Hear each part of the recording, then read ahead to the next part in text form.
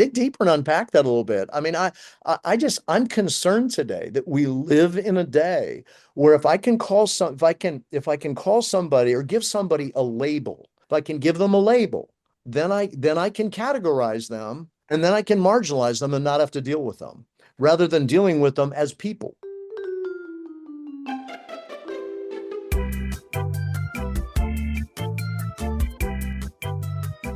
Well, hey, everybody, welcome back to another episode of Church Chat, where we have conversations about ministry that you wish you were having. Listen, our goal here is to have fun and to have meaningful conversations with real people doing real ministry about what this life and calling of ours is like. And I am so stoked for today's episode. My name is Josh. I'm one of your hosts. And I'm Emily, and today's guest is the former president of EFCA and is now I was going to say A, but that's just less gravitas here, and is the 17th president of Trinity International University, Kevin Kompelien. Welcome to Church Chat. Welcome. Hey, thank you. I'm excited to be with you. I feel like, Emily, we've never done this, but today is the day I feel like we should have put in like background applause for this one. I know. Maybe I can add it like in post or some something. crowd clapping. Yep. This one I'm really excited about. Thank you so much for joining us, Kevin. It's just an honor to have you here. And all of a sudden, Church Chat feels really big, big time. I know. Well, and we planned this episode before Tez became our sponsor. So it's even more special that we have the president on the show. So super fun. That worked out really great. Well, we like to further deep dive into our guests by playing a little game of two truths and a lie before we get into the more serious stuff. So Kevin, take it away. Well, let me give you a little bit of context before I give you the two truths and a lie, and they will not certainly be in that order necessarily. Okay. I grew up in a small town in northwest Minnesota where, we had 10 months of winter and 2 months of bad sledding. And that was just kind of what life was like for me. So to give you an idea, a couple of things, tell you three things about me. Number one is that I scored a hat trick in a playoff hockey game as a kid growing up. Number two, I've driven a snowmobile faster than I've ever driven a car. And number three, I assisted in a major surgery, even though I've had no medical training. Oh gosh. Oh man. This is good. Emily, I can see your brain just ticking, yes. trying to. Well, I have a dumb sports question. Oh, here we go. I know. She's trying to cheat. No, is a hat trick the same like universally? Is it three? Yeah. It's 3 goals. Okay. Yes, Okay. it's 3 goals. I'm sorry. It is 3 goals. No, I know from American soccer that's what it is. Emily's So a huge soccer fan. I am. Obviously, you've really? never watched a hockey game in your life. I have not. And really, like in the NHL, when they score a hat trick, people literally take their hats off and throw them on the ice, and then okay, that's fun. Them all up and put them in a so much fun. Give away, I guess. Yeah, we were at a minor league game, and some guy scored a hat trick with my son, and everybody started throwing the hats in, and he was like, you could see him thinking about it, and he looked at me. I'm like, I'm not throwing this hat in. Yeah, and like not as expensive as hats are today. There's no way I'm throwing a hat in there. Yeah. Oh, so these are good ones, and really am wishing we would have ridden somewhere in our connections at EFCA together where you were driving, so I knew if you drive like an old lady or not. I apologize to all the old ladies. We might have to edit that out. I feel like that one is like most likely true because I feel like snowmobiles get up and go. They have some rip to them these days. Yeah. All right. I think we're meddling too much around in this. I don't want to. I know what I think I'm going to say. Do you know what you're going to say? We might have to hear a story or two. Yep. Yes. After this I think one. I am. Man, I just feel like I've lost. You my go touch with this first. game. Okay. I'm going to say the hockey. I'm going to say the snowmobile is a lie. Okay. The hockey is the lie. Oh, you got to be kidding me. It is. I'm back. I never scored a hat trick, but when I was like 6 years old, I actually scored on my own goal. I was playing defense. I'm standing in front of the net, and I swung one way and missed the puck, and then moved the stick back and hit it. And of course, 6 years old, this poor goalie stand there. He doesn't hardly know what he's doing. And my dad was so embarrassed. As was I. But that is, I have not done that. Own goals are rough. Oh man, I just fell for the whole like Midwestern hockey scene. I Yeah. just thought, Well, that's he would okay. score. Of Yeah. course, he would score a hat trick. Look at Yeah. him; he's total Midwesterner. Well, and This, you mentioned snowmobiles go fast today. When I was driving 125 miles an hour on a snowmobile, that was 1974. are you serious? Yeah. Yeah. See, Yeah. Wow. in my hometown, Arctic Cat snowmobiles were made there. They were the largest manufacturer in the United States at that time. Their R&D people would come down a drag race on a river. There Are was a you mile serious? stretch between bridges.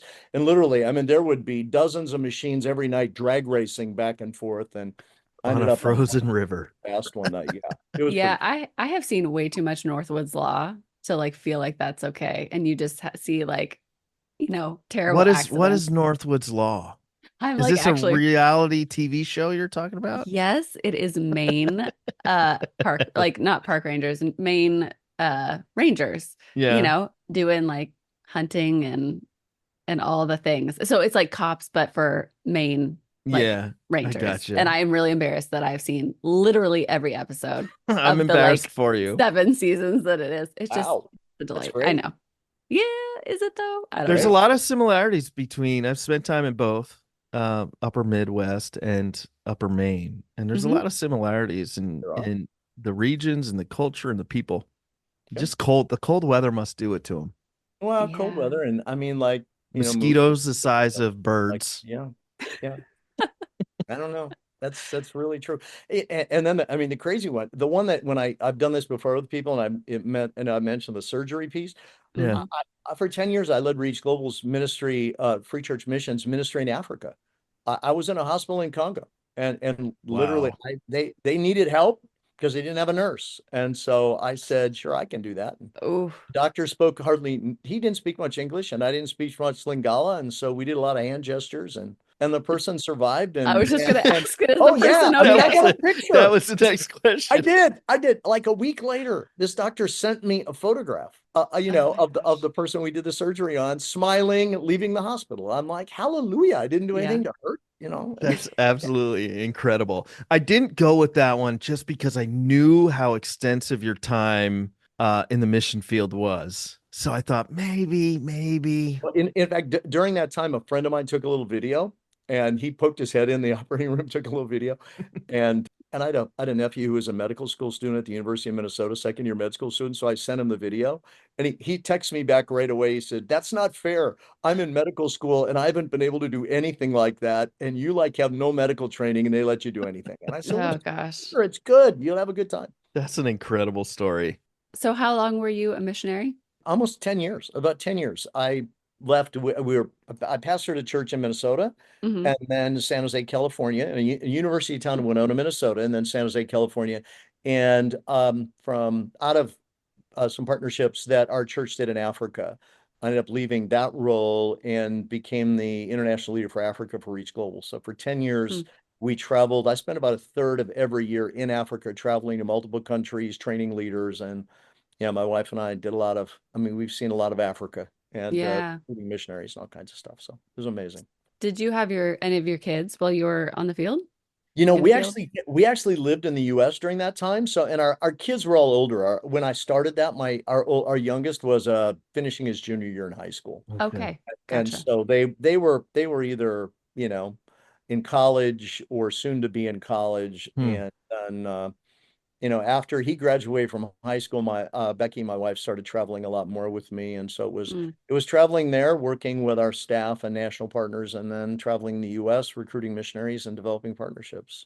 Yeah. This is part of why I'm so excited about this conversation for all of our listeners out here, because you will have a hard time finding someone with as broad and as high or as a 30,000-foot perspective on and I don't know how you feel about this, Kevin, but like on most things ministry, whether it's the mission field or how things are going in other countries or the American church, Western church.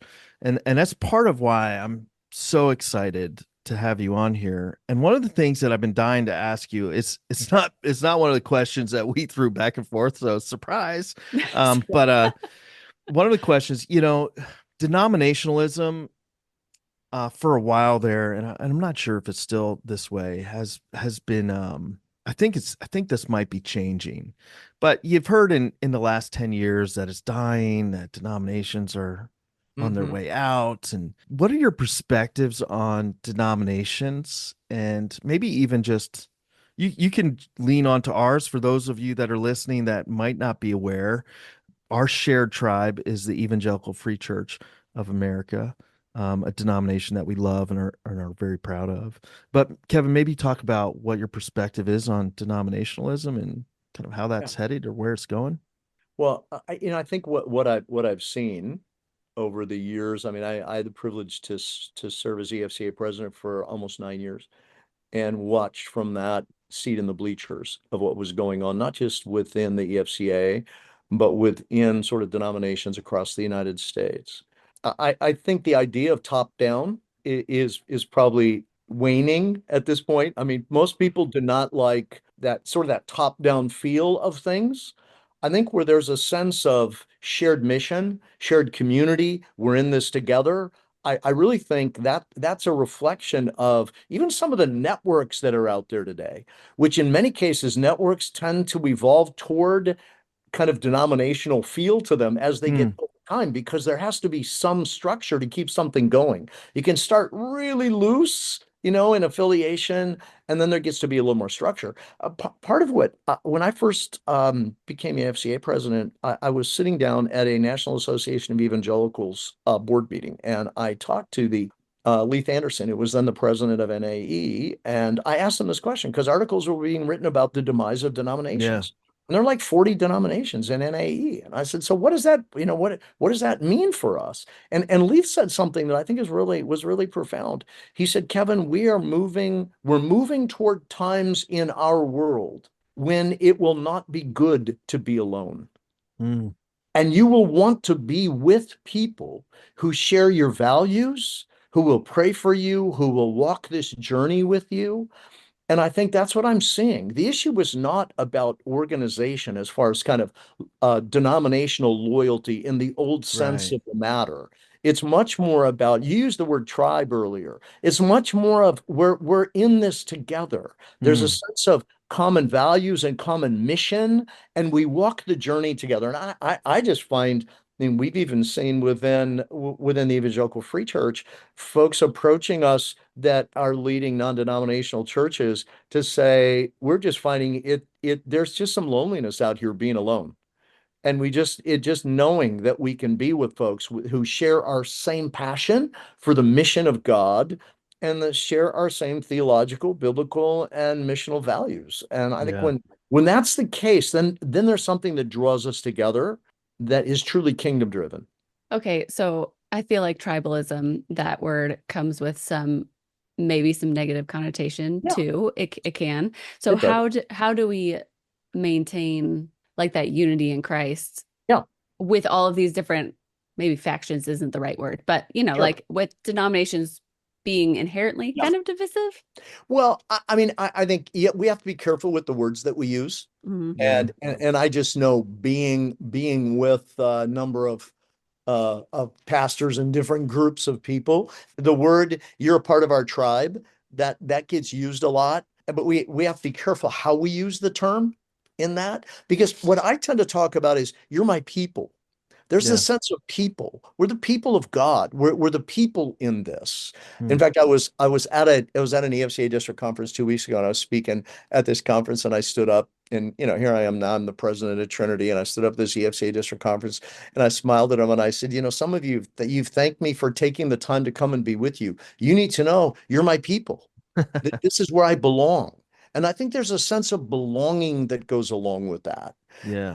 And when we think about where we are in our culture today, which tends to be more of an identification with an agenda or a group of people, so that because I'm identified here, then I can identify you as being outside of that. And then if I can put you in a box, I can marginalize you. Mm, Mhm. That's where it becomes really, I think, detrimental, not honoring Christ. This is not about, hey, this is a part of my people over here so that I then can determine who's in and who's out. So I'll throw you in a box over here, and then I'll stick you off to the shelf because I can marginalize you. That's where this whole idea, I think, gets abused, rather than we're together because we share a common mission, we share common values, and recognizing even within that, there's significant difference of just, I mean, God made us different. I love that. I'm sure glad everybody's not like me. It'd be terrible. There's so much in there. Sorry. I was going to say, dig deeper and unpack that a little bit. I mean, I'm concerned today that we live in a day where if I can call somebody or give somebody a label, if I can give them a label, then I can categorize them, and then I can marginalize them and not have to deal with them, rather than dealing with them as people. And now, certainly, we can deal with them as people, and to be able to people that are loved by Christ, people that Jesus died for, people that if they don't know Jesus, we want them to come to know him. And certainly that doesn't mean it. And I'll probably get in trouble for what I just said the last few minutes, because some people will go, oh, now the man's going soft on truth. I am not soft on truth at all. Jesus was not. Jesus was very clear of what's true and what's not true. Right. And yet he's the guy who had a kind heart for some people that others wanted to marginalize. And so I think it's not an issue of truth. This is an issue of heart and attitude, and we stand strong on biblical truth on all of those things. There's most of the people listening would go, yeah, preach from a pulpit, hit a sermon or something and go like, yeah, truth and love. But in practice, those two don't always travel together. They don't. And maybe that's where some of the rub is. We're fast to say those two things, but slow to show it. I think we are. In fact, I remember I was a young pastor, and I was on a district board in Minnesota, and the district superintendent invited me 2 or 3 times to go with him into conflict situations in churches. I mean, I'm just a young guy. I'm like, why am I here? I don't know. He was this amazing, wanting to invest in the next generation kind of guy. So we're driving to this potentially contentious meeting, right? And so I asked him, I said, so how do you prepare for this? And he looked at me and he said, I pray a prayer from John 1:14. He said, because I believe outside of Mary, there may have been no one during Jesus' earthly ministry that knew Jesus better than the Apostle John. And John described Jesus in John 1:14 as being full of grace and full of truth. And so he said, I pray as I step into those things, Lord, would you help me to reflect the character of Jesus so that I might be full of grace and full of truth. I have used that for 35 years in ministry when I step into difficult situations. Lord, help me to reflect the character of Jesus, that I might be full of grace and full of truth, because Jesus never flinched on what's true, but exhibited grace in an incredible way. Man, I think that, boy, if we could learn to live that would be profound as we learn to live that. I got to add that prayer to my your arsenal. In fact, I shared this with a friend several years ago, and his comment to me was, yeah, Kevin, and I think John probably led with grace because he knows that we could tend to bludgeon people with the truth. Yeah. So it's both. It's grace and truth. But there's this sense, I think, today that being gracious has to mean somehow we diminish the truth. That is not true. Jesus did not do that. And yet the inspired word of God says he was full of grace and full of truth.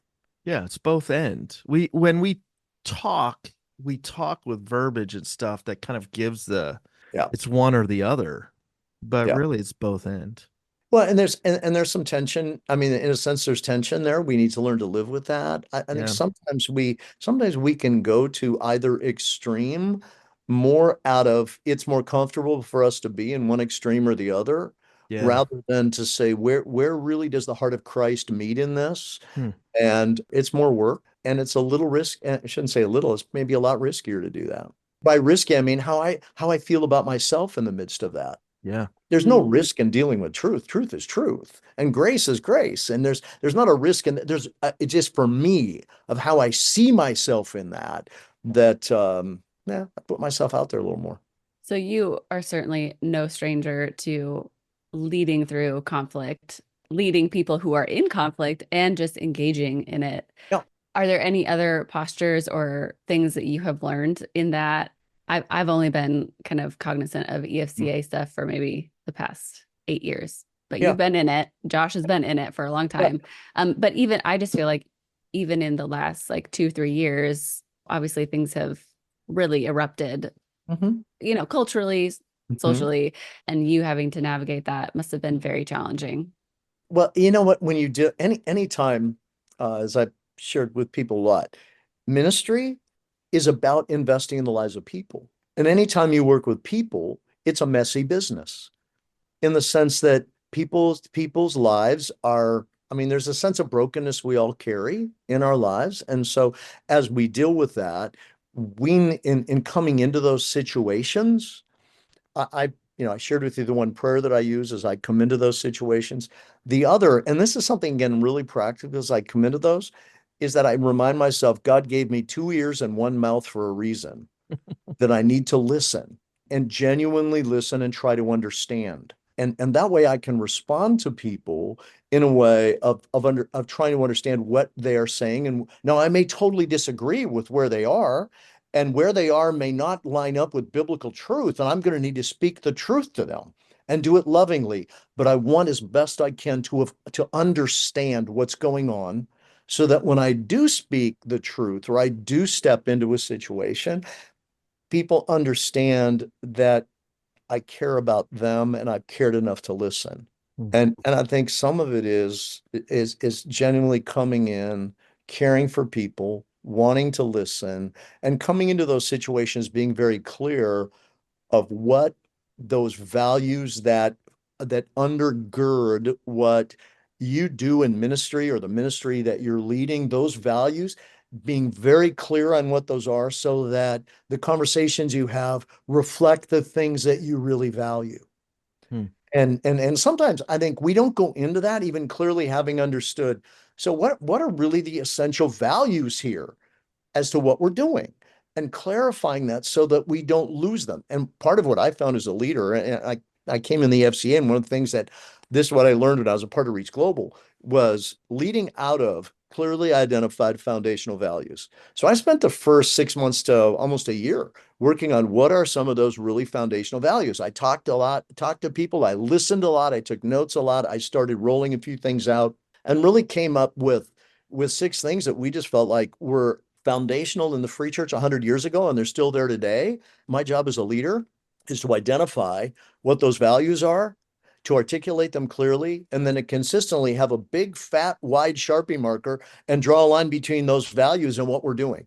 Just to say, remember, this is why we're doing what we're doing. This is that foundation, and coming back to that. And if people, if they agree with those values, and then you can keep bringing it back there, then it's not about opinion. It's about, no, these are things we share. So what we're doing comes out of those shared values. And whether, like in the EFCA, certainly theological biblical values are the 10 points of our statement of faith. We have a wonderful grace and gospel filled statement of faith. Keep coming back to that. There's some other things that, again, are those kind of ministry values that we share. And I look at that, and I just, what I found is that I would go around our movement of churches, and I would just start talking about these 6 foundational values, and I'd watch, and people's eyes would light up, and they'd go. In fact, I had one young church planter come up to me after I shared these, and they were still, actually, these 6 things were still on the screen behind me. And I mean, and these were not like profound things. These were just very foundational things. And he got right in my grill, and I work in Africa, but I'm still like an American guy. I like my space, my personal space. He got right in my grill, put his finger on my chest, and he pointed over my shoulder at what was on the screen behind me. He said, that's not what we do. That's who we are. And never stop talking about that. And he turned around and walked away. And I thought, I think I'm close to where we need to be. Yeah. See, and as you operate out of that, then you can go into those conflicting situations and just remind people, I love you, I care about you. We have a common mission we're on, and these are some values we agreed that are important to us. Yeah. Well, that at least lays some foundation for conversation and to be able to move that ahead. Values are such underutilized tool. I've been processing this for like the last year and refining ours at our church, and that process led me to lead a breakout about value-based decision-making as an elder board at our last conference. And one of the things I've been kind of processing and realizing is like, it is such low-hanging fruit for churches to define, dig in, and then use those as a tool for leading the church towards health, helping people find health while protecting the things that need to be protected.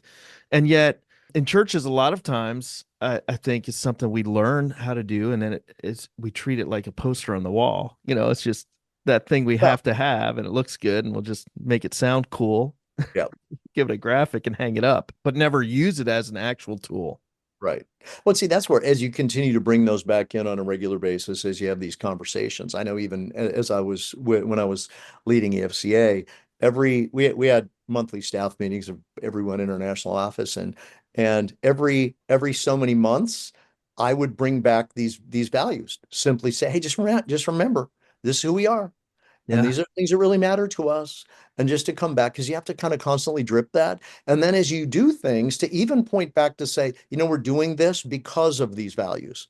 I had a great conversation with an executive pastor in a church over the weekend, and we were just talking about, leadership and some of these things. And in the conversation, I shared with them that there really seemed to me to be kind of three questions we have to ask.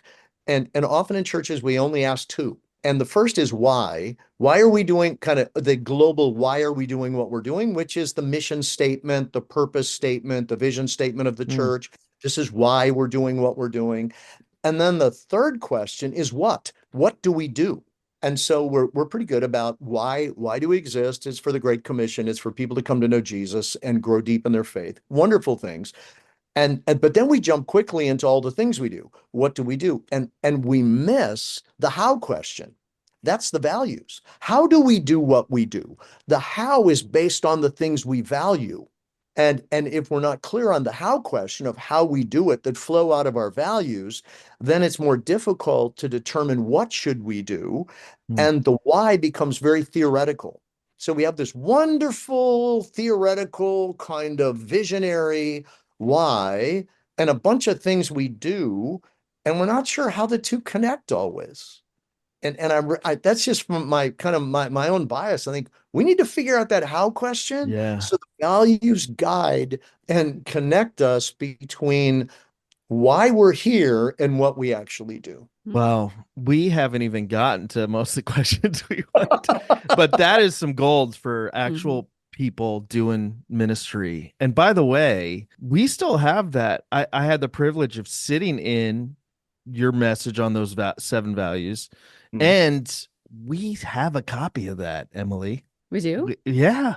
It's on our resource page on our website. So we'll have to link that in the show notes. We will absolutely you could actually go look at the message that we just referred to a bunch of times in the last couple minutes on here. And now that I say that, I'm like 100% sure, but you know how like that little bit of doubt creeps in, and now I'm like 99% sure. And now I'm like 90% sure. Now I'm starting to sweat. I'm positive we have it. I'm just panicking because I lost a computer this week that was not properly backed up. I'm in that kind of like, it's not fair to call it post-traumatic stress because it's such a first world problem, but like I'm worried about files. Oh gosh, that's awful. I'm pretty sure we have that loaded on our Vimeo though, and is on our website. I mean, there's simple, and we put it in just a super simple document, just where we just foundation values. We call them foundation stones. They were just they're the foundational stones upon which EFCA has been built for over 100 years. And what's really fun, I read history about our movement of churches and our mission work all around the world. And I mean, it goes back to all of those things. Yeah. I mean, and I just go, and it's simple. I think sometimes we make things way too complex rather than making sure that what we have is clear. In many ways, the responsibility of a leader is to take and make clarity out of complexity. Wow. So the more that things move forward, we tend to just keep adding things, and things get more complicated. They get more complex. and as a leader, it's like, okay, how can I bring clarity out of this complexity? Mm. And to make sure that we all know why we're here, how we do things, and what we're doing, and how that all moves toward where we need to go. Okay, as a communicator and somebody who has to speak to people all the time from, both your jobs, are there strategies to help you make complex things clear? I mean, I think I would tend to be like overly verbose and overcomplicated because I'm trying to be clear. And there's always going to be people who just don't get it. Yeah. And then it feels like irritating that they don't get what you have in your mind said clearly. So how do you deal with all of that? One of the things that I find is, at least for me and for a lot of pastors and leaders I know, we love ideas. And I mean, that's why you love to preach, you love to study, and you're coming up with, how could I take this passage of scripture and communicate it clearly? And so we love ideas. And so sometimes we get spinning so many things in these ideas that to some degree, I feel like I had to just occasionally push the pause button and go, okay, reset here.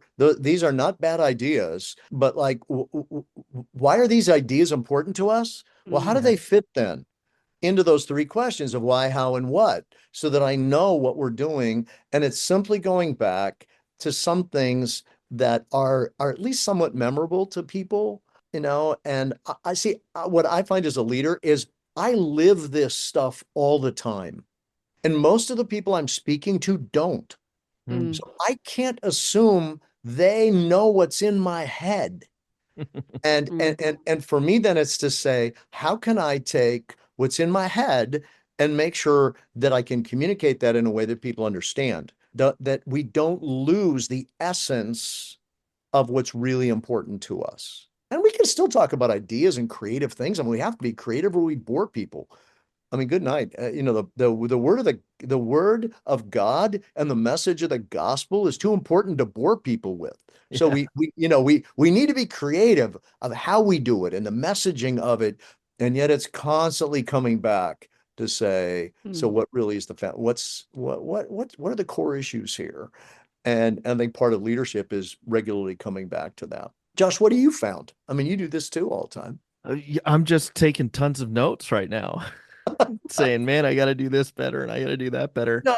But yeah, I love what you're saying there. It's so good to like hit the why, the how, and the what, and like just keep on bringing it back and simplifying how we say it. And I'm one of those guys who I can get too creative for my own good, and and then I'm seeing things that like and I'm running chasing ideas, and it's probably wastes a lot of time because not all of those are communicable to people. So I just love the idea of just keep coming back and hitting pause and saying, all right, so let's simplify it and then communicate that in a way that people understand.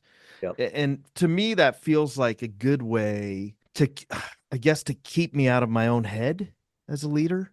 I don't know how I do it or if I do it well, but I definitely am adding some of this to my toolbox. Well, I think some of what I've found for me is that it's like something I heard a number of years ago, a veteran pastor said, the problem with life is that it's such a daily thing. Right. And I mean, that is it. The things just keep coming at you. Yeah. I mentioned I grew up playing ice hockey. For a while, I played ice hockey goalie. And when you're warming up, everybody shoots the puck at you all at the same time. I mean, sometimes as a pastor, that's what life feels like, right?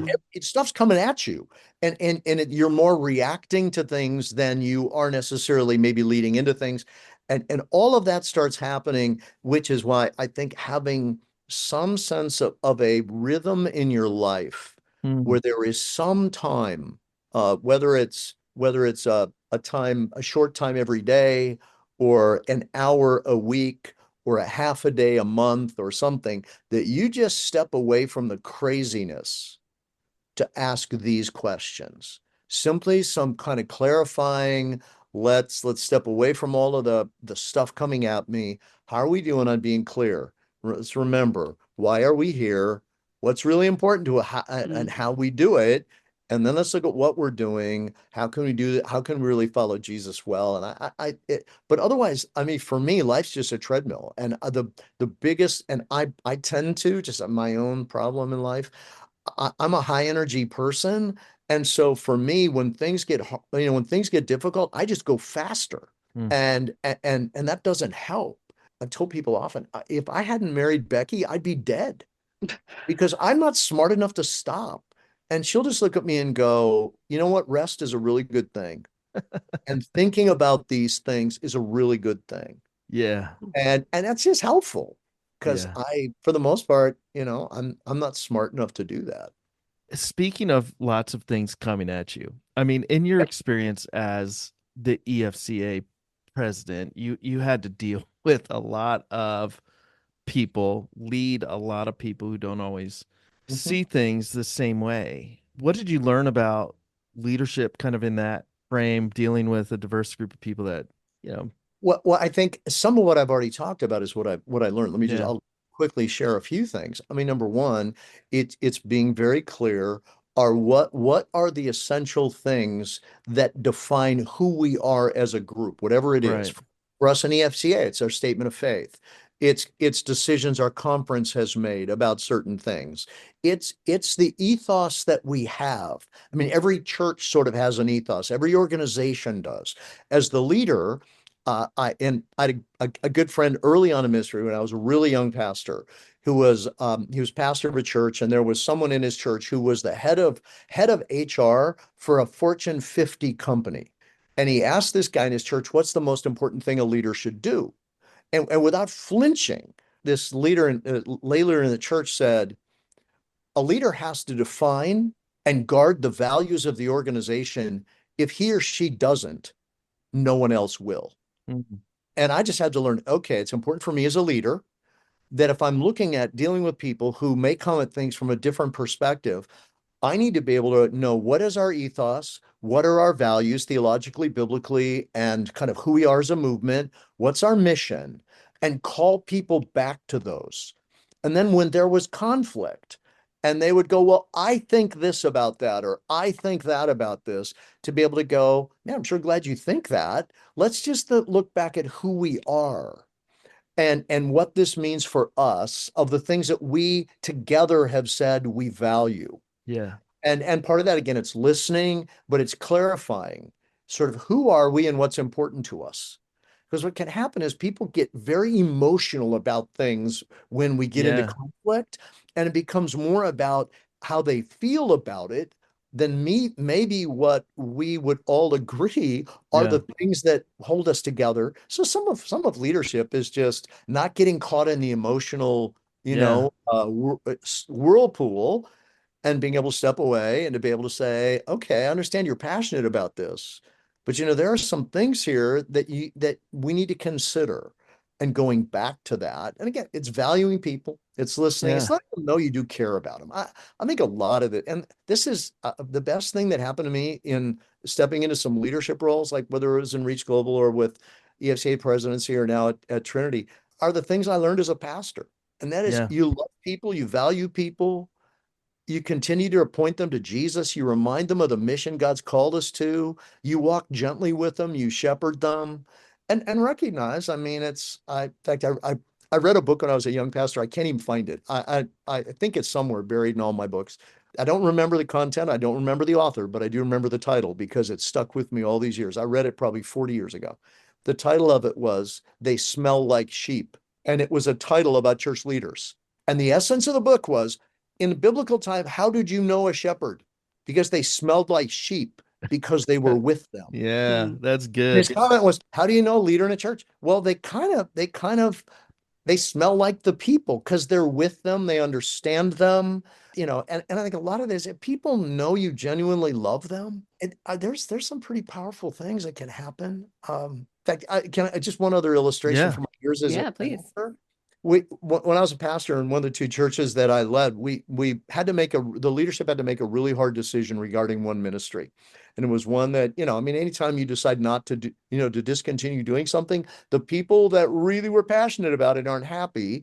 But you have to do that. Otherwise, you just keep doing things forever and Right. it doesn't really fit. So we had prayed and thought about what we were going to do with this and felt like we really needed to make some changes in this particular ministry. And I shared it publicly.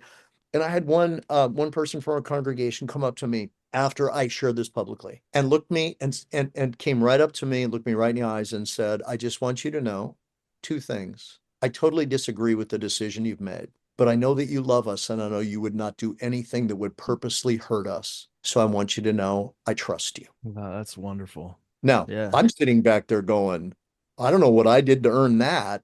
But what Right. it was is you just live as a pastor and you say, I care about you. And whether you're making hard decisions or decisions everybody loves, there's this sense of knowing that the leadership of our church genuinely wants what's best for us. And they do care for us. And when you have that there, I mean, that's pure gold for a leader. Okay, so what about when it doesn't turn out like that? You do all Yeah. those And it's things, like really ugly. you love the people, you Yeah. make the decisions, you've Yeah. communicated it well, you've Mhm. simplified it, and then somebody still goes, and maybe they don't say it like this, maybe it feels like this, like, yeah, but I don't like you, or Yeah. I'm That, mad, I'm still mad at you. How do you handle that? I'm sure that's happened to you once or Well, it twice. has. It's Like, happened. so It has. It happens to all of us. You lead long enough, it's going to happen. yeah. I How do mean, you people are going to, process, deal with that? well, first of all, the first thing I have to realize, and this is, I go back to that book, They Smell Like Sheep. One of the things the author did say is, you hang around sheep long enough, they'll spit at you and kind of bite you and they don't always kind of come up and nuzzle alongside you like Yeah. they love you. So I mean that's a part of leadership. You're gonna have people disagree with you. Some will disagree with you very disagreeably. And when that happens, what I've had to find the most difficult thing for me, because for most of us in leaders, in church leadership, pastors and staff members in churches and lay leaders in churches, we get into doing this because we care about people Yeah.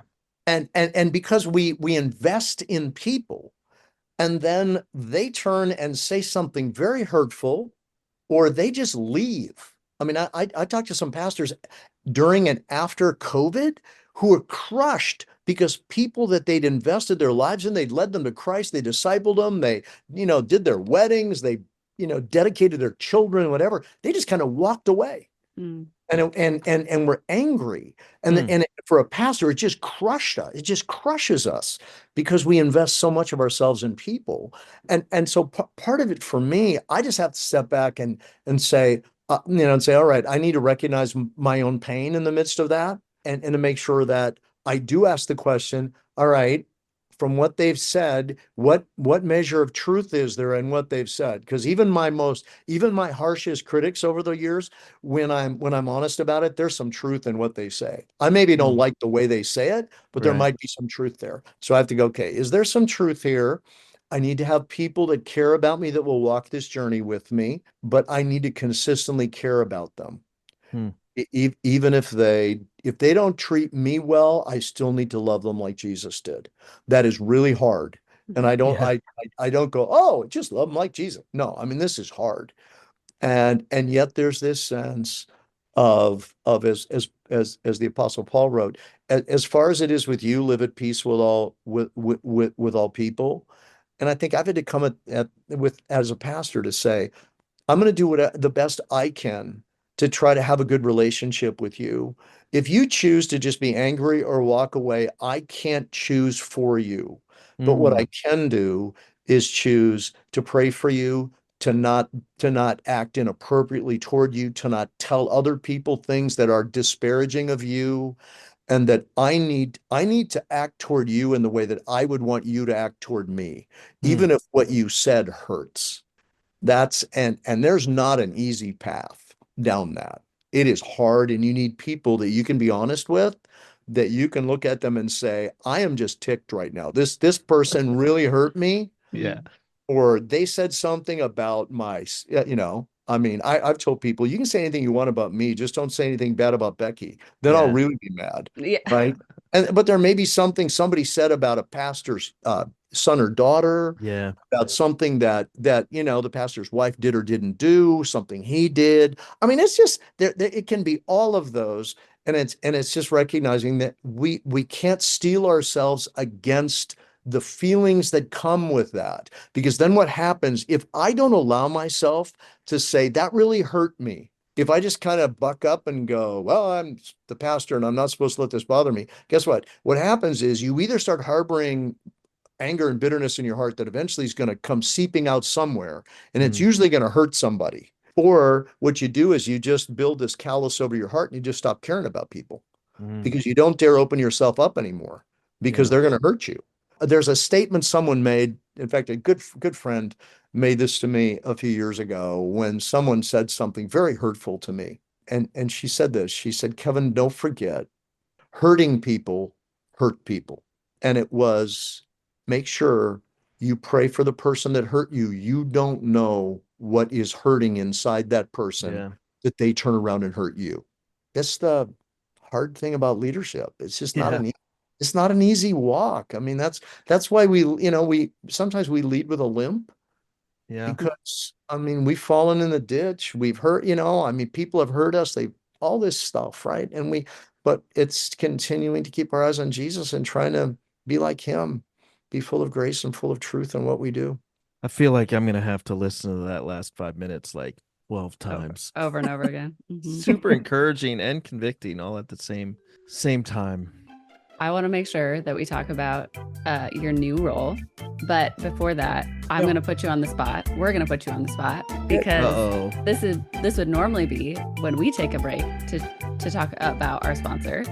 And Josh and I would talk about Trinity and extol its virtues. But because we have Trinity's president with us, we're going to make him do it. So if you could do like a little mini elevator pitch of why Trinity is worthwhile and why people should care, what would you say? Thank you. I mean, number one, thanks for continuing to talk about Trinity when you do these from episode to episode. I think one of the things as I look at Trinity, I come back and I've thought about this a lot. Trinity was started over 125 years ago by the church for the church. Yeah.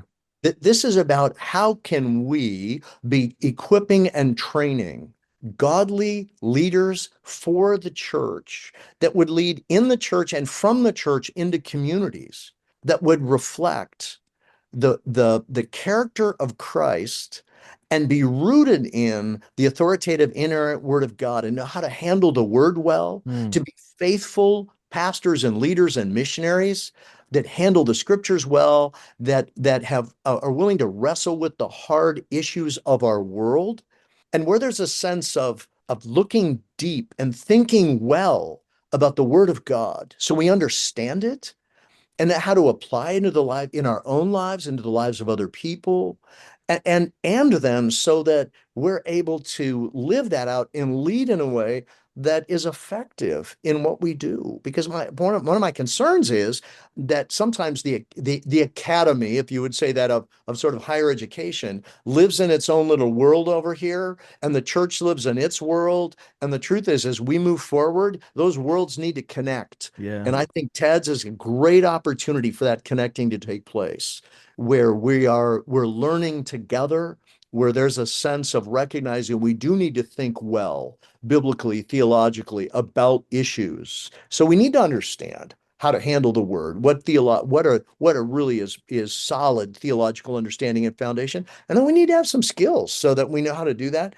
That's what we at TEDS want to be able to do. And we want to build those partnerships with churches and districts and organizations so that we can be doing that, not just on our Deerfield campus, but all around the country and literally around the world. I mean, I just came from the Lausanne 3 weeks ago at the Lausanne Fourth Congress in Seoul with 5,200 people from 220 nations, all focused on evangelism. That is so cool. How do we get the gospel out? How do we live this, so that we're proclaiming and demonstrating the gospel and thinking about that? And what I loved is there were TEDS grads everywhere.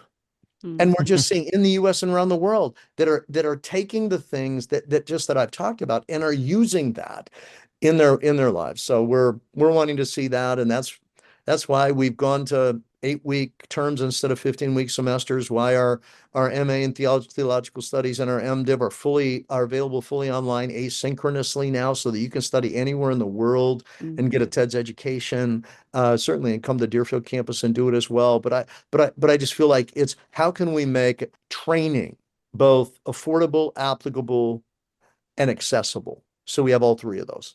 What I love about TEDS, and I don't see anybody doing this as well as TEDS is doing it right now.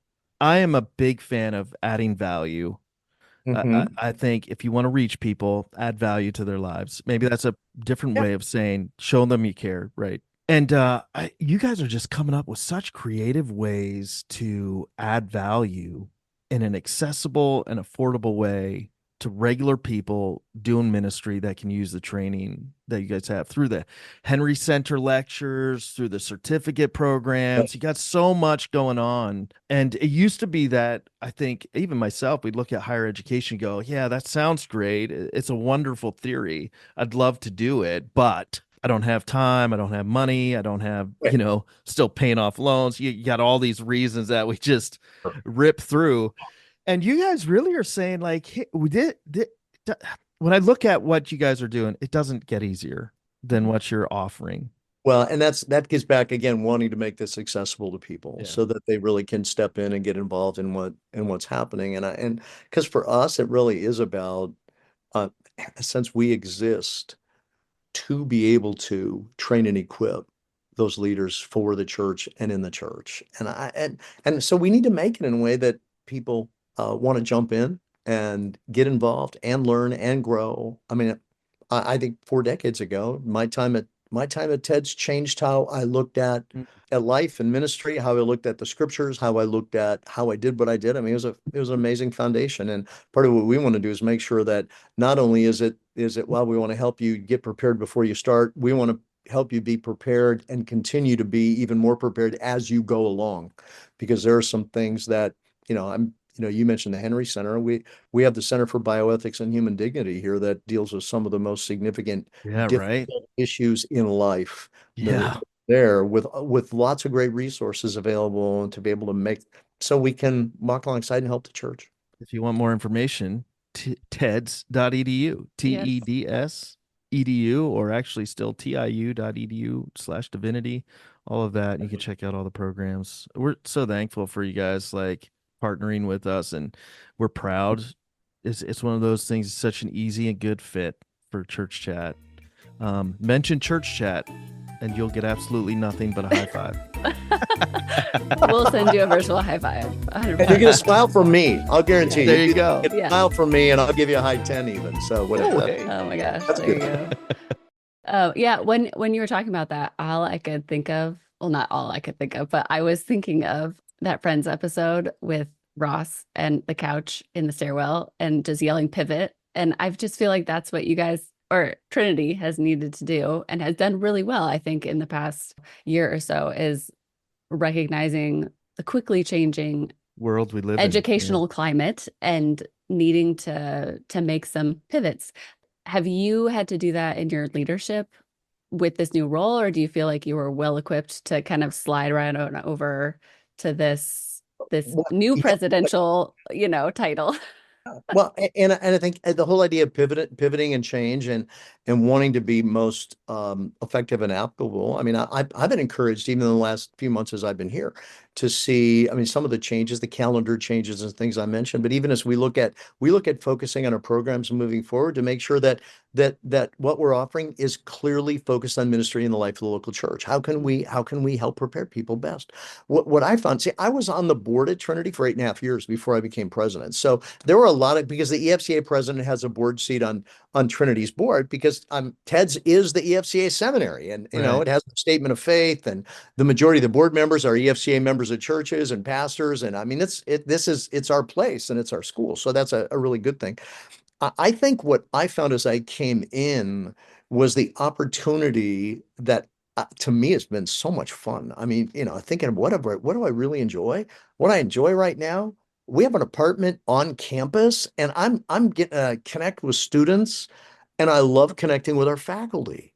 And I see as a leader, it's helping them to know, the faculty to know how much I appreciate them, what I see, their heart for students, their heart for the gospel, and their heart for the church. I mean, Becky and I, when we're here on a weekend and not out doing something somewhere else, we'll just drop in on EFCA churches in, the area here around Trinity.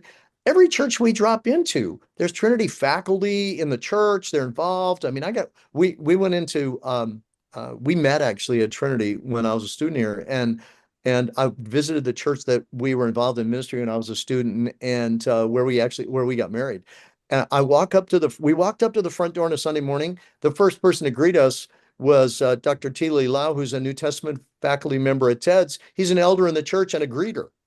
So I'm looking like I'm being greeted on a Sunday by one of our pastors and one of our faculty. That's what's joyful to me. Yeah. And so for me, stepping into that as a leader was learning. There's a ton I needed to learn. And again, affirming what's our mission? How do we do this? What are we doing? And make sure that people know they're seen, loved, and cared for in the midst of it. It's not like rocket science, but I stepped in. That's what I had to do again. It's not rocket science, but it is often overlooked, especially the more complex an organization gets and the higher the role. And one of the things I love about you, you're not going to like this part because you're such a humble guy, but one of the things that I've loved about you and I've noticed even from my earliest interactions with you at EFCA and even district events is that you just really care about people and you prioritize relationships. And I think that sometimes, while it's not complex, it is often lost in the shuffle of the complexity of ministry. So I guess what I'm saying is, one, thanks for being who you are. I think it's a great model, example, challenge even for those of us that are in churches, and maybe if you're listening now and your church is growing and ministry's gotten complex and you got a lot of different moving pieces and a lot of different directions. I know I'm in a season like that right now, and it's just such a good fresh reminder to bring us back and to say, don't lose the most important piece, which is the relationships.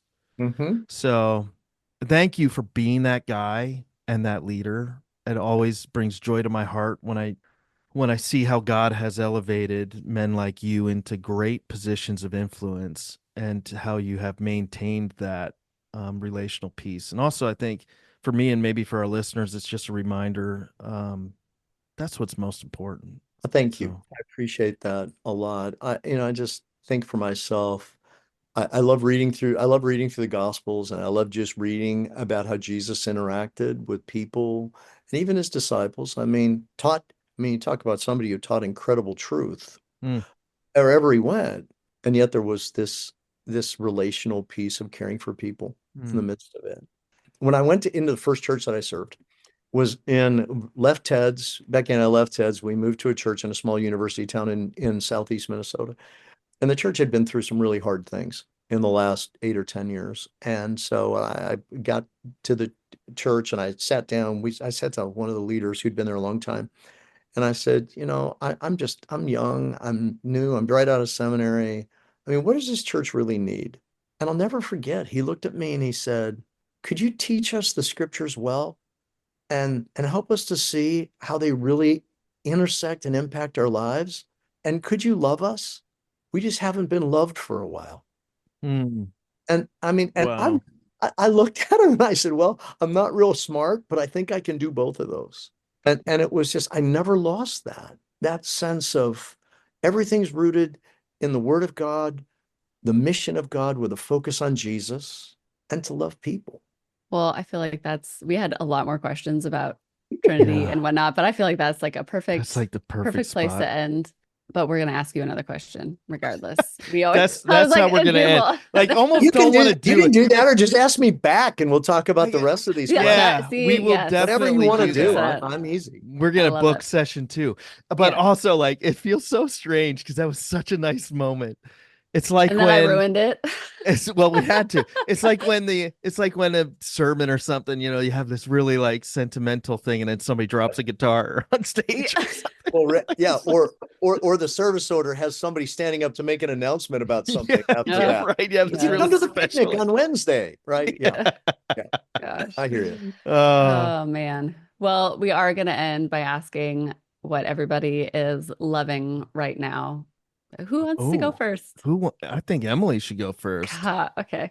Okay. Just a reminder, this is going to be silly or serious. Mine is going to land in a little bit probably of the woo woo. It's going to sound really woo Woo? Yeah, whatever. Okay. Is that a word? Did you just make that up? No, I didn't. Kevin, I didn't make that up, did I? Have you heard that phrase?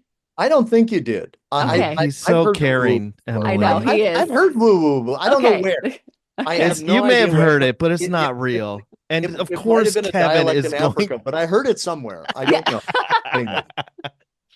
Okay. All right. So it is, while we're recording, it is fall. I live in, upstate-ish New York. And one of my absolute favorite things, and this is where the woo-woo part comes in, is when it's windy and leaves fall from trees. And so it's just like this raining leaves situation. It is magical to me, like magical. And we have had a later and warmer fall than we have normally. And so last week it was like 75 degrees, but the leaves were at like peak beautifulness. And just that happened a lot where I just drive and it's like raining leaves and it gives me so much joy. So that is what I'm loving right now. So that it seems a little bit woo-woo, but I just really love it. Yeah, I love that as opposed to if it were snow coming down like that. I prefer the leaves. You don't have to shovel leaves. Yeah, exactly. I like that. Yep. Kevin, do you want to go next? This is not a ministry related thing. This is just life, right? Mm-hmm. God's blessed us with 9 grandchildren and number 10 on the way. Congrats. And we were just over the weekend, we drove from Chicago to Minneapolis where our 3 boys live and was able to be with 7 and soon to be 8 of our 10 and to watch them play together. I remember my grandmother, she was this dear, she was like 90 years old, Norwegian immigrant woman, and she had 18 grandchildren, and most of us would be at her house on the same week in the summer. She would say to us, "When you all come, you make me happy twice. I'm happy when you all come, and after a week, I'm happy when you all go." I loved it. But she said this to me. She said, because I asked her one time, I said, "Grandma, you're just sitting watching us. We're like throwing balls around and playing." And she said, "I could do this all day." And I never understood it till I got to sit and watch my grandkids love being together and riding bikes and throwing balls. And I'm just like, oh my goodness. And that's my woo-woo. I guess. Great. I love that. I man. I love being a grandfather and I love watching my wife be a grandma. She loves it. Oh my goodness. It's more fun than we deserve. Okay, I have to ask then, what do they call you? Does everybody call you the same thing? Is it Grandpa? They do. They call me Grandpa. Yeah, they do. They all fun. chose to do that. Classic. And they asked, so what do you want? Our kids said, what do you want our kids to call you? I said, I don't care. Just call me something. That's a good thing. I used to think daddy was the best word in the English language till my first grandson, who's now be 16 in a month, till I saw him. I was in Africa once. I'd been gone for 3.5 weeks and I came back and he saw me across the sanctuary in the church and he just screamed out, "Grandpa," and he ran full tilt across this and just jumped into my arms. And I thought, that's the best word in the English language. It's really love it. So fun. I love it. And by the way, we're not calling this the woo-woo moment in season 2 or season 3, despite everybody's best effort. I had we're in a season of transition here, just like moving buildings, and we merged with another church, and there's a construction going on and all kinds of craziness, and I was feeling it. So I took my oldest is at Penn State University Park main campus in Central PA. Which is about 2 hours away. And she was coming home for the weekend. So I took my youngest, who is an outdoors type kid. And he was just starting to get the hang of fly fishing in the spring. But then we kind of set it down. He's a huge baseball player and those kind of things. And so I took him up to this famous little creek called Spring Creek. There's a lot of American fly fishing history there. It's a wild brown trout.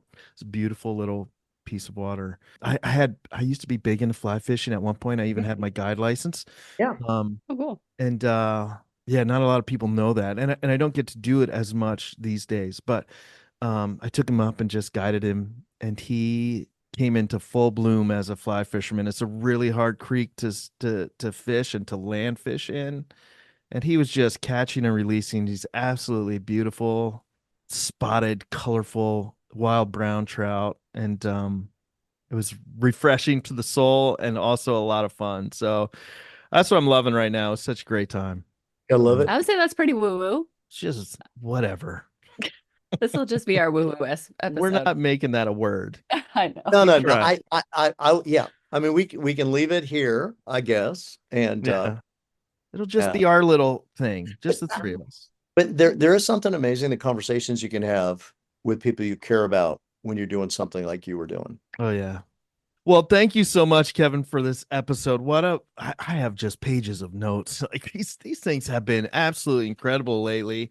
I'm going to be reviewing this and listening to this one over and over. And thank you so much, Kevin. I really hope you offered, so we're going to take you up on that. Yeah. We have it recorded. You did say in the middle of this that you would come back and do another episode. So consider it.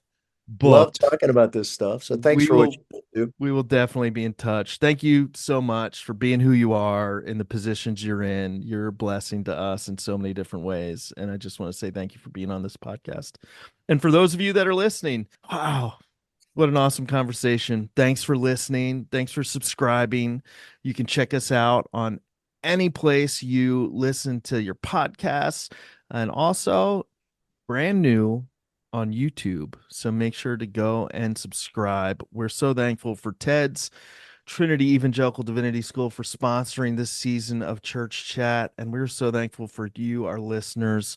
We love you. Can't wait to see you next time. We don't have a fancy way of saying goodbye, so we'll just say, see you later. Bye. The Church Chat podcast is for educational purposes only.